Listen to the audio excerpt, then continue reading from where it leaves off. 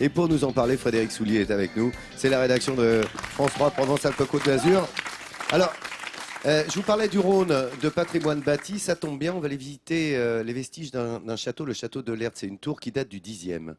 C'est ça, hein? On va tout de suite longer ces berges du Rhône, Laurent, sur la limite entre les régions Languedoc et Provence, entre les départements Gard et Vaucluse. Jusqu'à la Révolution, nous étions là dans une enclave du Languedoc. Depuis 200 ans, nous voilà en terre de Vaucluse. Observez la nature sur cette rive du Rhône méridional. La tour de Lers domine sur ce promontoire rocheux. Si nous sommes bien ici à Château Neuf du Pape, voici le château Vieux.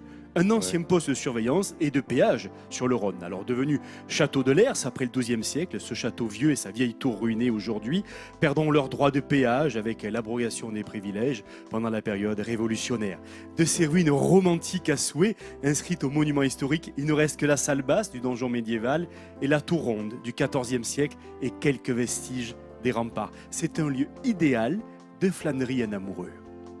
C'est très très beau. C'est poétique ce que tu dis, mais c'est vrai que cette tour de Lers, elle est géniale, hein. C'est vrai que c'était un droit de péage. D'ailleurs, les papes, lorsqu'ils sont venus ici au XIVe siècle, avaient levé ce droit de péage. C'était devenu presque un port franc, quoi. C'était assez intéressant pour les habitants, les Vauclusiens de maintenant. Merci Frédéric pour cette jolie balade.